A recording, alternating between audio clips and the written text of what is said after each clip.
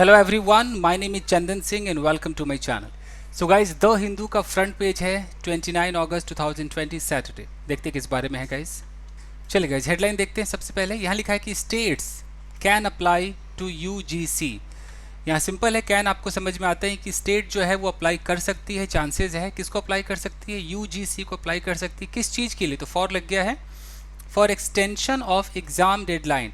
Exam का जो deadline है कि इतने तारीख लास्ट है एग्ज़ाम होने का, तो उसके एक्सटेंशन के लिए, एक्सटेंशन का मतलब उसको एक्सटेंड करना, उसको बढ़ाने के लिए स्टेट्स जो है वो अप्लाई कर सकती है यूजीसी को।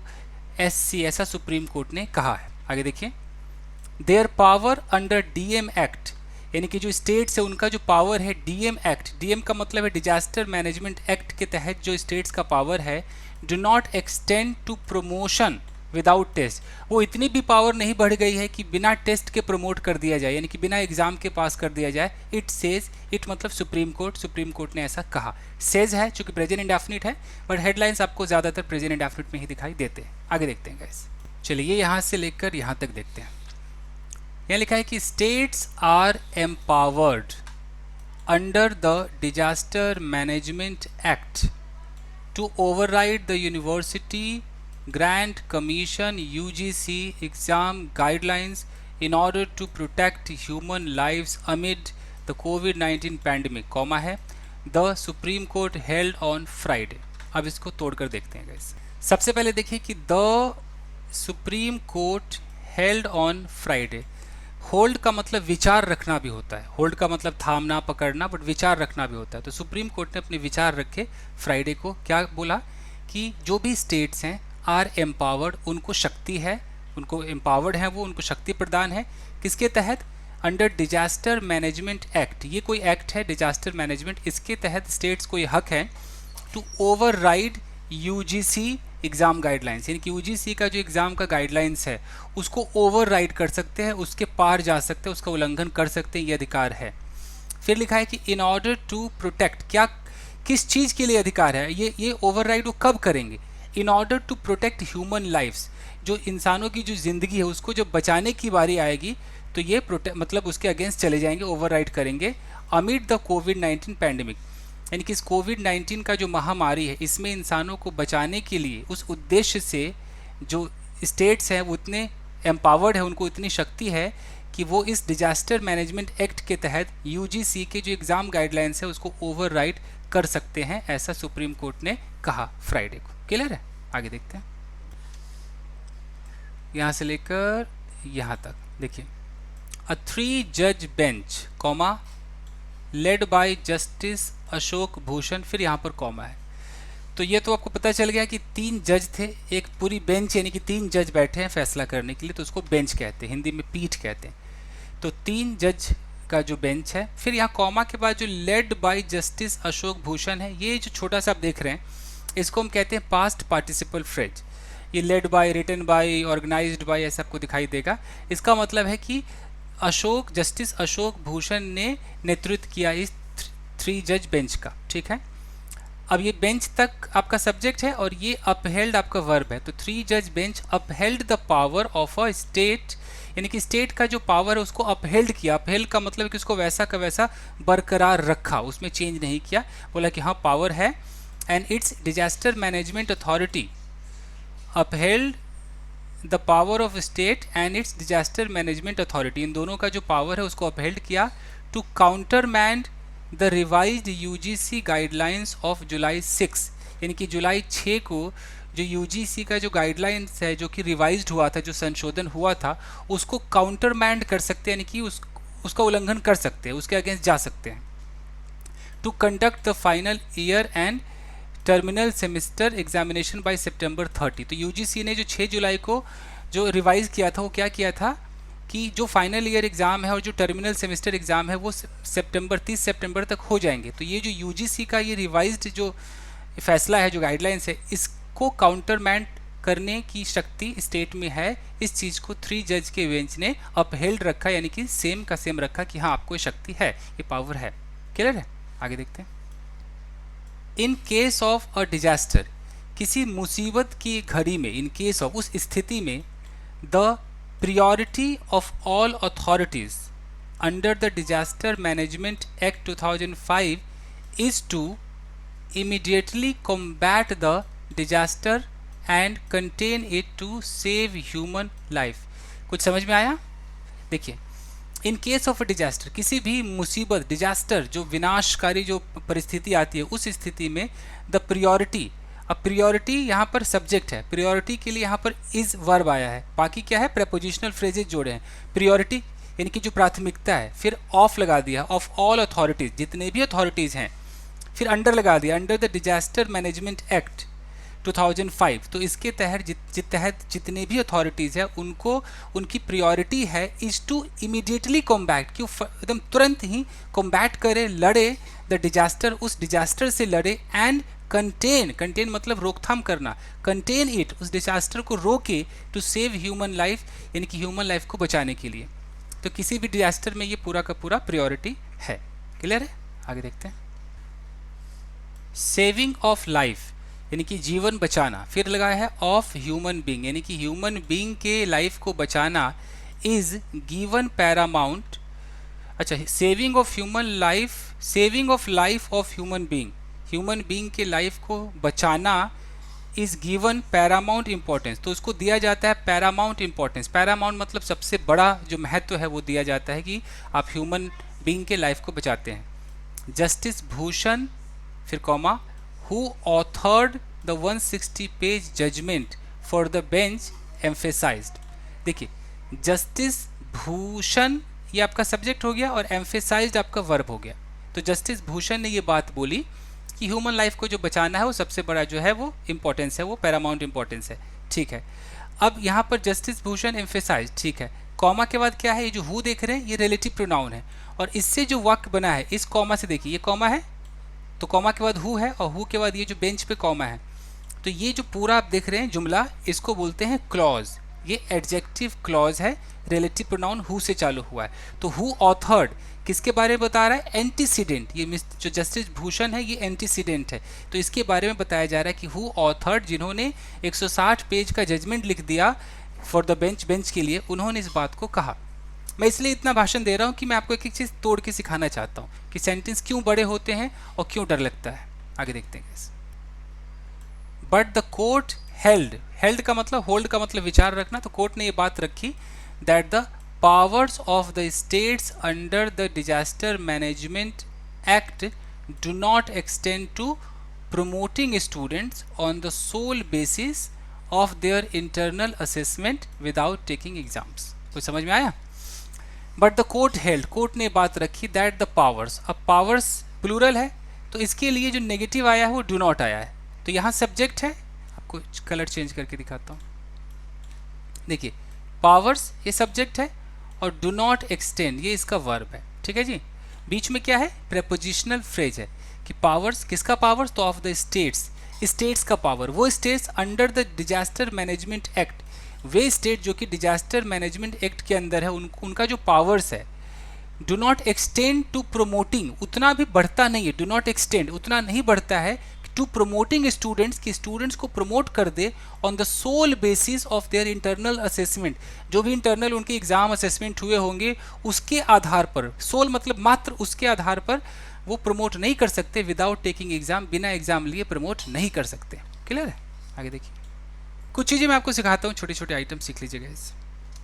देखिए, in order to, in order to का इस्तेमाल स्पोकन में भी कर सकते हैं, इसका मतलब है करने के लिए, उद्देश्य के लिए। जैसे कि मैं बोलूँ कि in order to speak fluent English, फर्राटेदार अंग्रेजी बोलने के लिए you need to speak daily, आपको रोज़ बोलने की ज़रूरत है। तो इन ऑर्डर टू के बाद आपको वर्ब की फर्स्ट फॉर्म लगानी है, in order to educate my child, अपने बच्चे को एजुकेट करने के लिए, child, I must work hard, मुझे कड़ी मेहनत करना चाहिए, वर्क हार्ड, कुछ भी मैं सेंटेंस बना रहा हूँ। तो इन ऑर्डर टू का मतलब है कि उस काम को करने के लिए, in order to be fit रहने के लिए you should take exercise every day, ये होता है इन ऑर्डर टू। ठीक है जी, चलिए उसके बाद आता है लेड बाय। तो ये जो लेड बाय है, सिर्फ लेड बाय नहीं है, लेड बाय, ऐसा भी हो सकता है written by, given by, done by, beaten by, एक मिनट, और इस तरीके से बहुत सारे हो सकते हैं। इसका मतलब क्या है, मैं बोलूँ ऐसे कि अ थ्री जज बेंच, थ्री जज बेंच, और यहाँ एक कॉमा लगा दूँ, लिख दूँ लेड बाय, और यहाँ लिख दूँ CJI, फिर कॉमा कर दूँ, अपहेल्ड द जजमेंट, ऐसे करके कुछ भी मैं लिख दूँ। कहने का मतलब कि थ्री जज बेंच, तीन जजों का बेंच है, लेड बाय CJI, जिसका नेतृत्व किया गया CJI, chief justice of India के द्वारा। तो इस तरीके से लेड बाय, रिटन बाय, यानी कि the book written by Ram, अगर मैं ऐसे बोल दूँ written by Ram has been sold out, तो यानी कि वो किताब जो राम के द्वारा लिखी गई है। तो ये जो रिटन बाय और ये लेड बाय, हेडेड बाय, ये जो चीज़ें हैं ये पास्ट पार्टिसिपल फ्रेजेज हैं जो बताते हैं कि ये चीज़ है तो किसके द्वारा लिखा गया है, किसके द्वारा नेतृत्व हुआ है। ठीक है।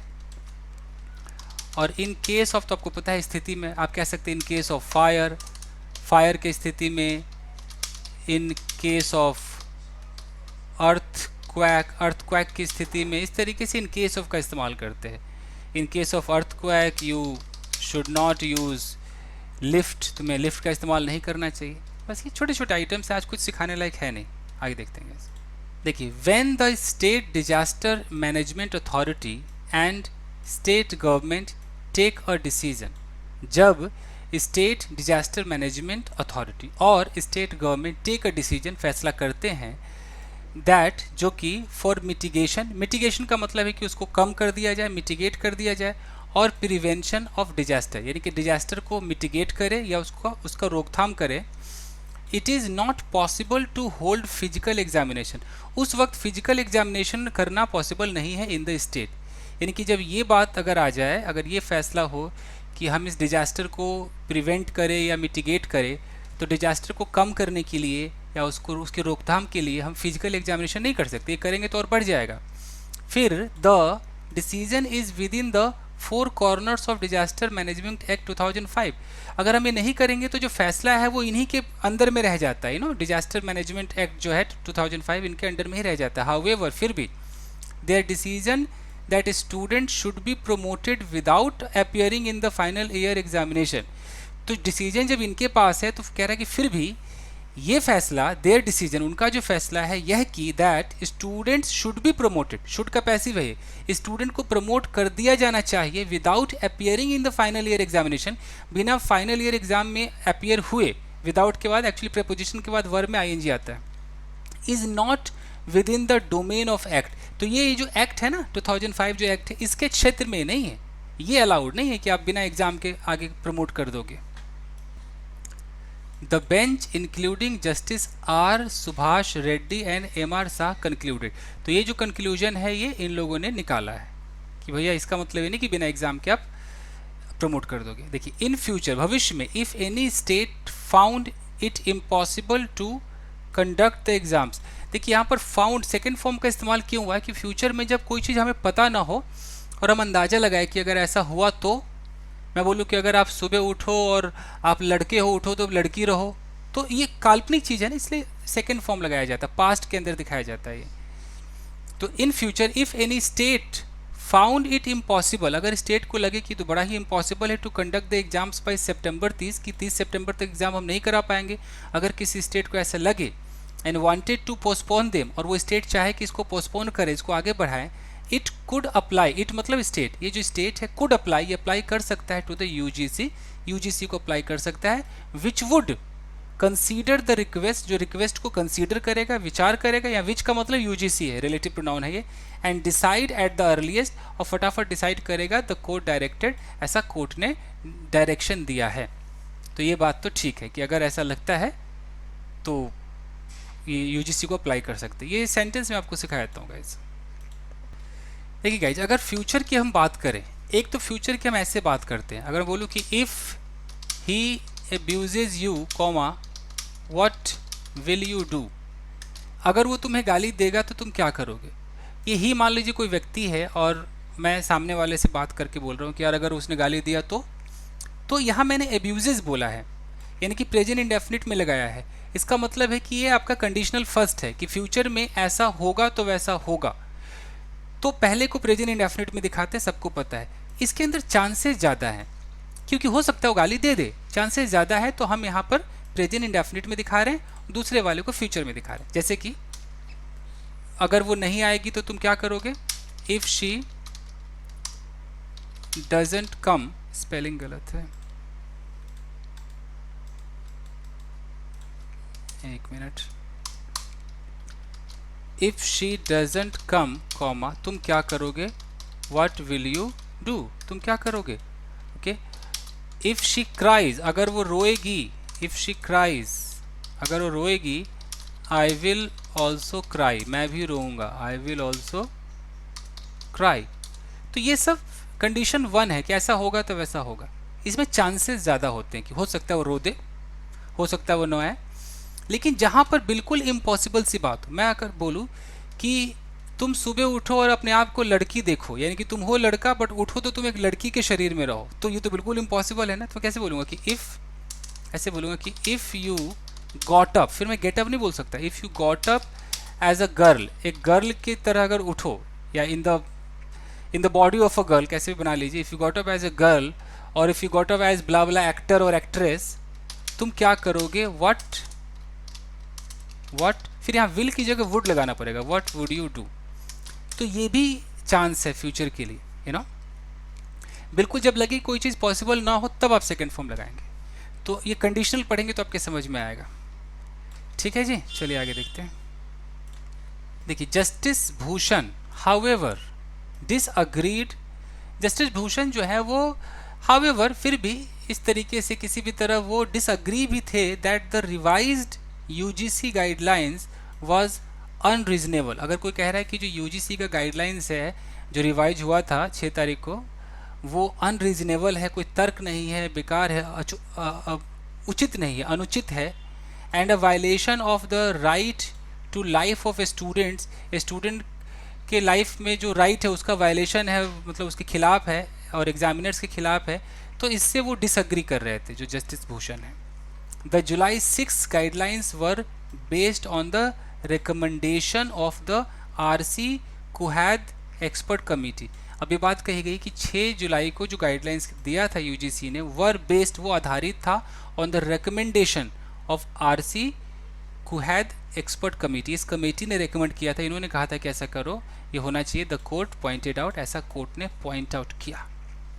ठीक है जी, तो बस यही था दोस्तों, आई होप कि आपके समझ में आया होगा। तो बस आज के लिए इतना ही, मिलते हैं अगले वीडियो में। Till then take care, keep practising and have fun.